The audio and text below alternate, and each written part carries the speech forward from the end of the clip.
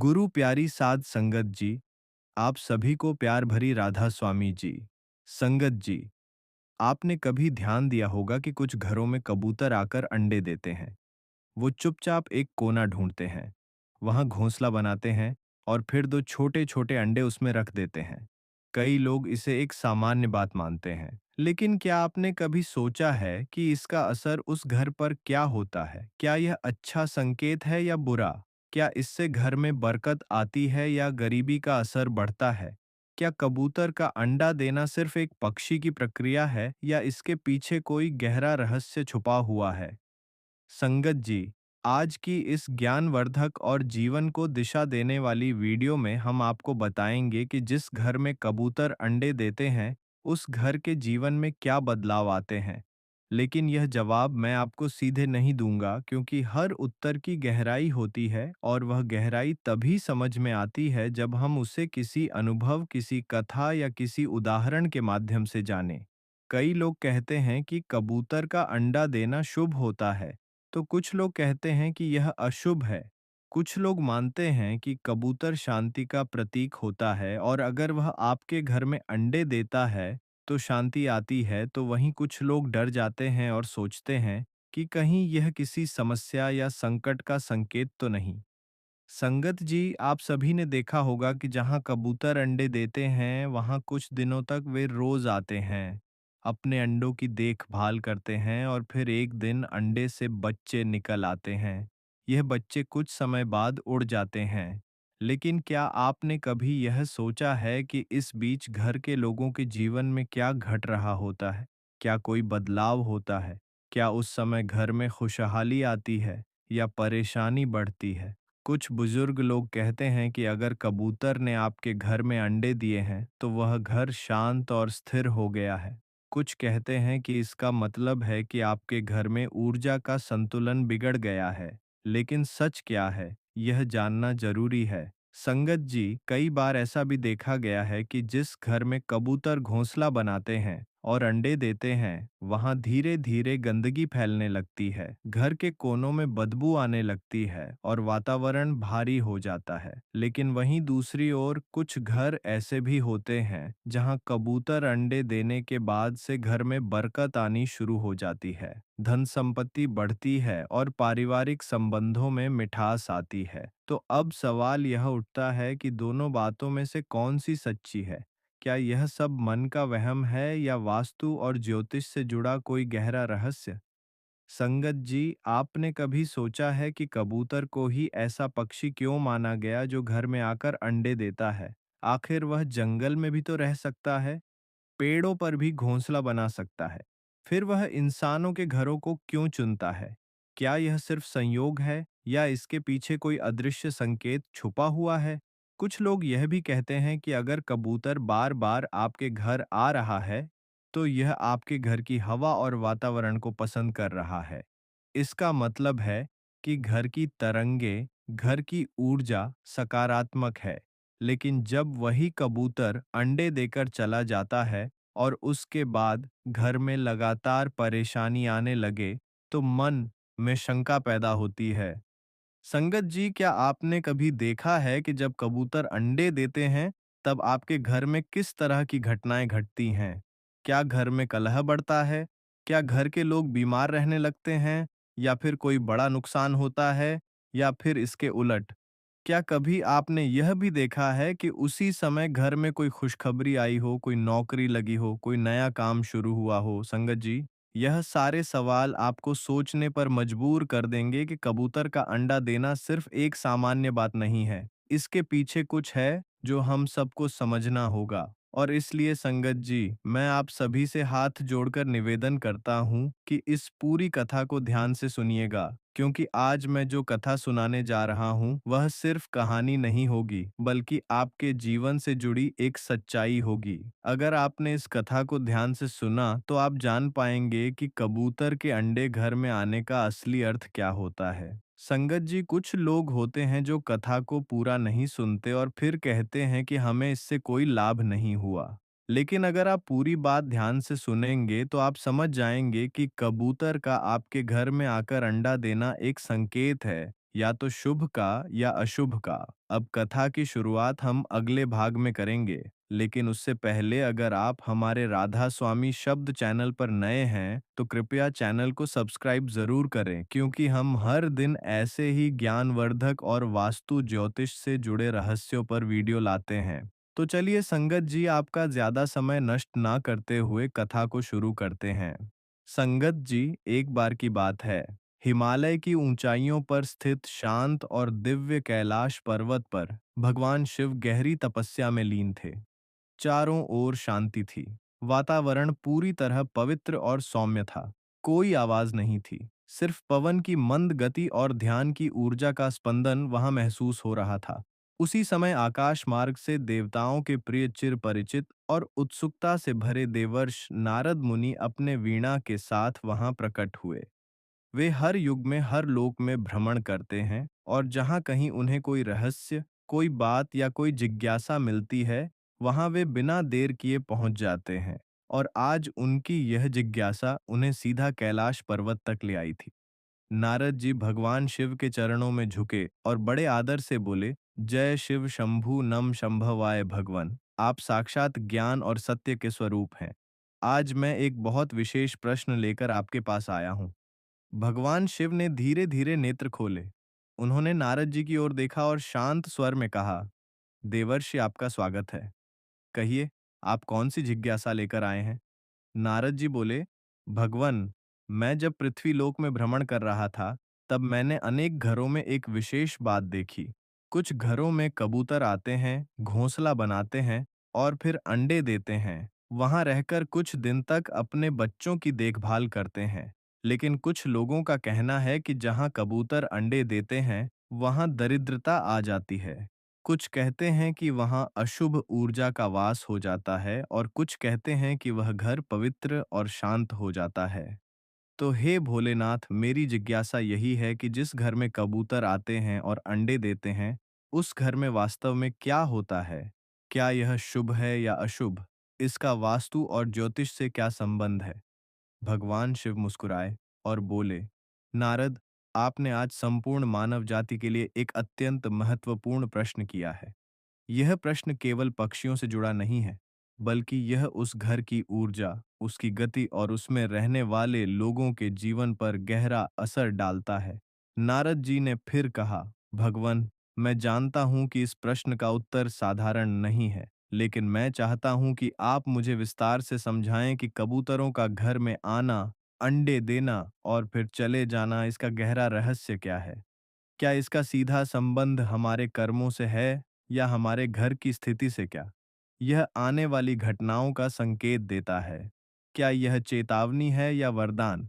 भगवान शिव थोड़े गंभीर हो गए और बोले, देवर्षि, इसका उत्तर मैं आपको सीधे शब्दों में नहीं दूंगा, क्योंकि यह केवल एक पक्षी के आने जाने की बात नहीं है। इसके पीछे जीवन के कई संकेत छुपे हुए हैं, जो हर गृहस्थ के जीवन को प्रभावित करते हैं।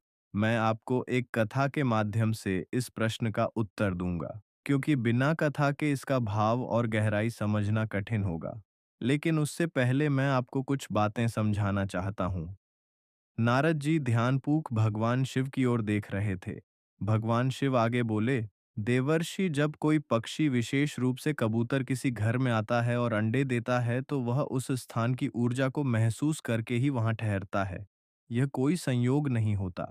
घर की दिशा, उसमें बहने वाली हवा, वहां की नमी, ध्वनि और कंपन, यह सब किसी जीव को आकर्षित करते हैं। और जब वह जीव वहां अंडे देता है, तो वह उस ऊर्जा के साथ जुड़ जाता है। नारद जी ने सहमति में सिर हिलाया और कहा, तो इसका अर्थ यह हुआ कि कबूतर का अंडा देना सिर्फ एक प्राकृतिक प्रक्रिया नहीं, बल्कि ऊर्जा का संकेत है। भगवान शिव बोले, बिल्कुल देवर्ष, परंतु यह ऊर्जा सकारात्मक है या नकारात्मक, इसका निर्धारण कई बातों पर निर्भर करता है। जैसे उस घर के लोगों का व्यवहार, उनका सोचने का तरीका, उनका कर्म और उनके घर की वास्तुस्थिति। नारद जी की उत्सुकता अब और बढ़ गई थी। उन्होंने पूछा, भगवान, क्या यह भी संभव है कि किसी घर में अगर नकारात्मक ऊर्जा हो तो कबूतर वहां अंडे देने नहीं आते, या यदि वे आ जाए तो उनके अंडे देना किसी प्रकार की चेतावनी हो? भगवान शिव बोले, यह भी संभव है, लेकिन हर स्थिति में अर्थ अलग होता है। इसलिए मैं आपको यह सब एक कथा के माध्यम से विस्तार से समझाऊंगा। कथा के माध्यम से मैं आपको यह भी बताऊंगा कि कबूतरों का घर में आना किस प्रकार जीवन की दिशा को बदल सकता है। कभी शुभ तो कभी अशुभ। नारद जी बोले, भगवन मैं आपकी कथा सुनने को पूरी तरह तैयार हूँ।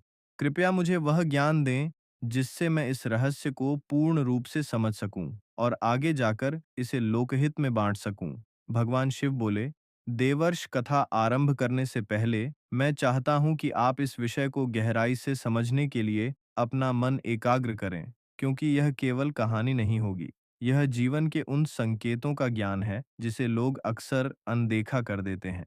नारद जी ने मुस्कुराकर कहा, भगवन मैं तैयार हूँ, आप जब उचित समझें कृपया वह कथा आरंभ कीजिए। बहुत समय पहले की बात है। उत्तर भारत के एक छोटे से गांव में एक गरीब किसान रहता था। नाम था रघुनाथ। रघुनाथ का जीवन बहुत ही साधारण था। वह मिट्टी का बना हुआ छोटा सा घर, टूटी फूटी चारपाई, एक पुराना चूल्हा और दो समय की रोटी के लिए खेत में मेहनत करने वाला इंसान था। उसके पास न ज्यादा जमीन थी, न जानवर, न कोई बड़ी कमाई, बस एक छोटी सी झोपड़ी और अपने भाग्य पर भरोसा। उसकी पत्नी सरला बहुत मेहनती थी और उसके दो छोटे छोटे बच्चे थे, एक बेटा और एक बेटी। रघुनाथ का दिन सूरज उगने से पहले शुरू होता था और शाम को अंधेरा होते ही खत्म हो जाता था। वह खेतों में काम करता, बीज बोता, जुताई करता, लेकिन उसकी जिंदगी में कभी भी बरकत नहीं आई। जब भी कुछ अच्छा होने लगता, कोई ना कोई परेशानी जरूर आ जाती। कभी सूखा पड़ता, कभी बैल बीमार हो जाता, कभी साहूकार आकर कर्ज मांगता। लेकिन एक बात खास थी, रघुनाथ बहुत ईमानदार और शुद्ध मन वाला इंसान था। वह कभी किसी का बुरा नहीं सोचता था। हर दिन सुबह सुबह वह अपने घर के बाहर तुलसी के पास दिया जलाता और भगवान से यही प्रार्थना करता, हे ऊपर वाले मुझे बस इतना दे दे कि मेरे बच्चों को भूखा न सोना पड़े। एक दिन की बात है, गर्मी के दिन थे। रघुनाथ खेत से लौटकर घर आया। उसने देखा कि घर की छत पर कोने की एक लकड़ी के बीम के पास कुछ सूखी टहनियां और पत्ते जमा हैं। उसने पहले ध्यान नहीं दिया, लेकिन अगले दिन देखा कि वहां एक कबूतर बैठा है। फिर धीरे धीरे दो कबूतर वहां आने लगे। दिन बीतते बीतते उन्होंने वहां घोंसला बना लिया। सरला ने रघुनाथ से कहा, देखो जी, कबूतरों ने हमारे घर में घोंसला बना लिया है। अब लगता है यह यहीं रहने वाले हैं। रघुनाथ ने मुस्कुराकर कहा, रहने दो इन्हें। ये भी तो भगवान के जीव हैं। शायद हमारे घर की शांति इन्हें अच्छी लगी हो। कुछ दिन बाद सरला ने देखा कि घोंसले में दो अंडे रखे हैं। अब कबूतर रोज आते बैठते जाते, उनके गुटरगों की आवाज पूरे घर में गूंजती रहती। घर में कुछ अजीब सा बदलाव महसूस हो रहा था।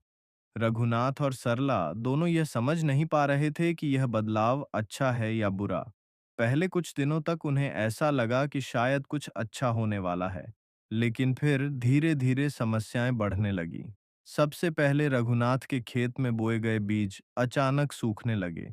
फिर उसका बेटा बुखार से बीमार हो गया और दवाई लाने के लिए जो थोड़ा बहुत पैसा था वह भी खर्च हो गया। कुछ ही दिनों में घर में खाने के लाले पड़ने लगे। रघुनाथ सोच में पड़ गया। क्या यह सब उन कबूतरों के आने से हो रहा है? क्या यह कोई संकेत है? लेकिन उसके मन ने कहा, नहीं, यह तो बस संयोग है। कबूतर क्या करेंगे किसी का बुरा? यह तो शांति के प्रतीक हैं। लेकिन गांव के कुछ बुजुर्गों ने कहना शुरू कर दिया, रघुनाथ तेरे घर कबूतर अंडे दे रहे हैं। यह अच्छा नहीं है।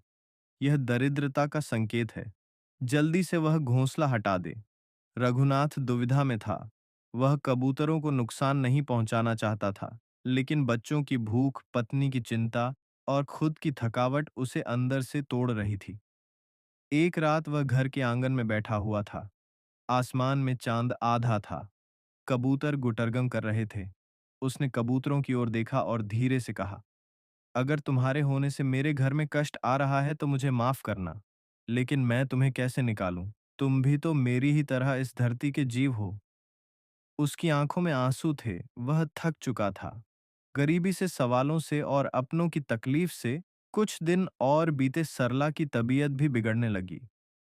अब रघुनाथ ने निश्चय किया कि वह गांव के मंदिर में जाकर साधु बाबा से मिलेगा, जो हर शनिवार गांव के बाहर आते थे और लोगों की बातें सुनते थे।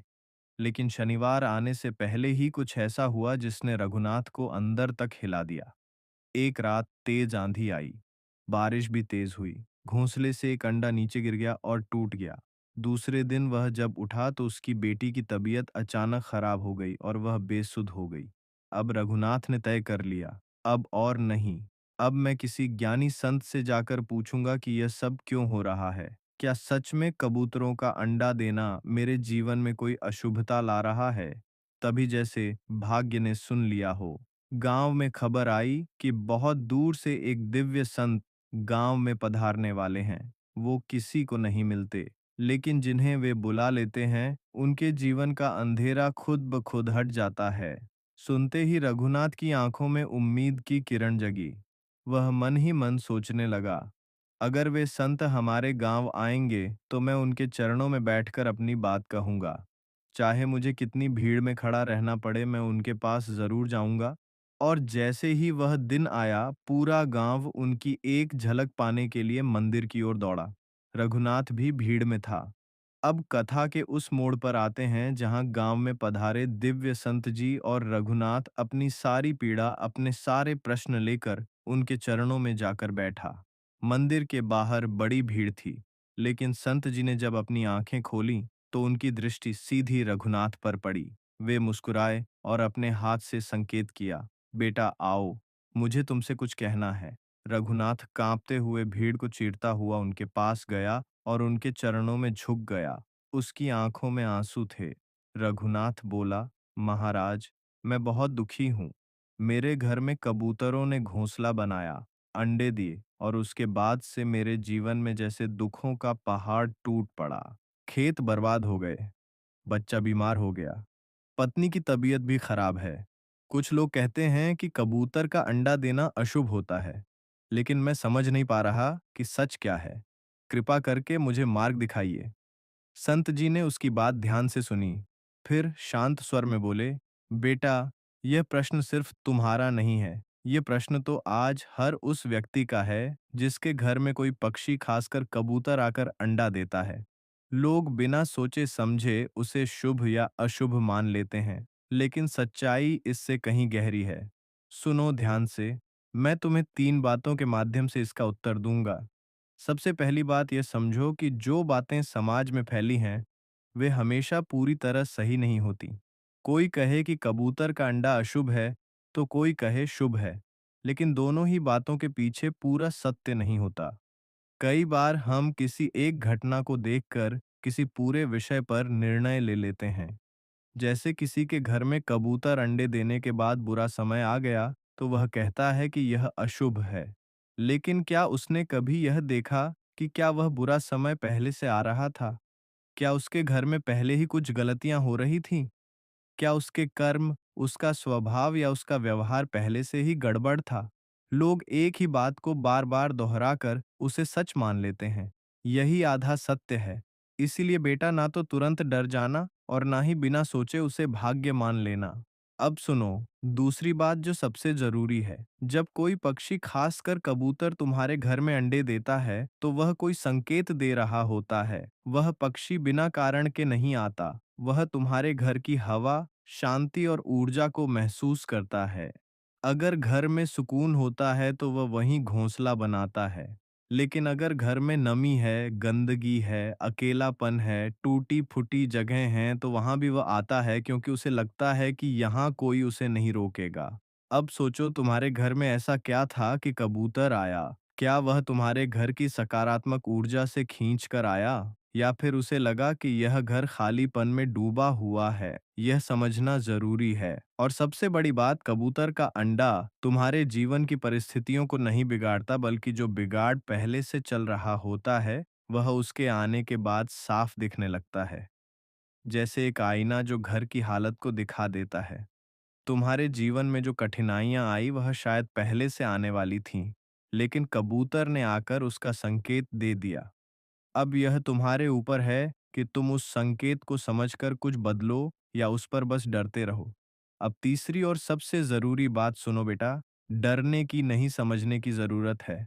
कबूतर बुरा नहीं होता, उसका अंडा देना भी बुरा नहीं होता। लेकिन अगर तुम्हारे घर में पहले से कोई परेशानी है, तो वह बढ़कर सामने आ सकती है। ऐसे में तुम्हें घबराने की जरूरत नहीं, बल्कि अपने घर को सुधारने की जरूरत है।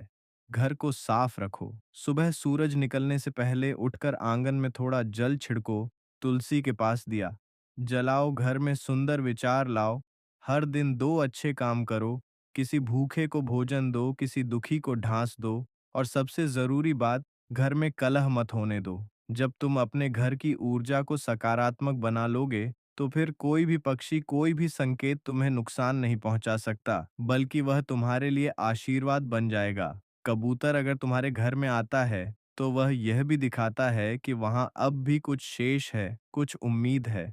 तभी तो उसने उसे चुना है। तो बेटा, अब अपने मन से डर निकाल दो। जाओ, घर जाओ और सबसे पहले अपने मन को शांत करो। अपने घर की दीवारों को नहीं, अपने मन की दीवारों को साफ करो। फिर देखना, वही कबूतर तुम्हारे जीवन में शांति और समझदारी का प्रतीक बन जाएगा। रघुनाथ की आंखों में आंसू थे। उसने संत जी के चरणों में सिर रख दिया। उसका मन जैसे हल्का हो गया हो, उसे अब डर नहीं लग रहा था, बल्कि उसके अंदर कुछ बदल रहा था। सोचने का तरीका, समझने का तरीका। वह बोला, महाराज, आपने मेरी आंखें खोल दी। मैं अब घर लौटकर पहले अपने अंदर का डर हटाऊंगा और फिर अपने घर को साफ और शांत बनाऊंगा। संत जी ने मुस्कुराकर आशीर्वाद दिया और कहा, जाओ बेटा, अपने जीवन को समझो और संवारो। यही सच्चा उपाय है। भगवान शिव कथा समाप्त करते हुए नारद जी की ओर देखते हैं और मुस्कुराकर कहते हैं, यह नारद, अब मैं उम्मीद करता हूं कि तुम्हारे सभी प्रश्नों का उत्तर मिल गया होगा। अब तुम्हारे मन में कोई संशय नहीं बचा होगा। नारद जी ने दोनों हाथ जोड़ते हुए भावुक होकर कहा, प्रभु, आज आपने मेरी आंखें खोल दी। अब मुझे समझ में आ गया कि हर संकेत को डर की नज़र से नहीं, समझ की नज़र से देखना चाहिए। आपने जो बताया वह न केवल मेरी जिज्ञासा का उत्तर था, बल्कि समस्त मानव जाति के लिए एक सीख है। अब यह ज्ञान मैं पूरी दुनिया तक पहुंचाऊंगा।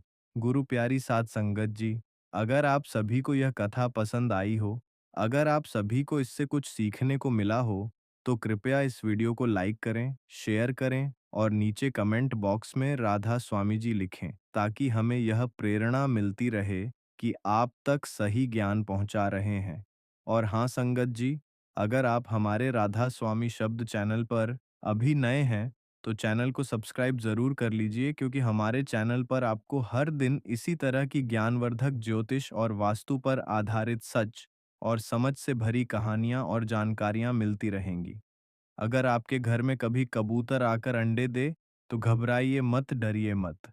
ये मत सोचिए कि अब आपके जीवन में दरिद्रता आ जाएगी या बुरा समय आएगा। सच्चाई यह है कि कबूतर अंडा देना कोई अभिशाप नहीं होता। ये सिर्फ एक संकेत होता है, या तो आपके घर की शांति की ओर, या फिर ये बताने के लिए कि अब आपको अपने जीवन और घर के वातावरण को थोड़ा और सुधारने की जरूरत है।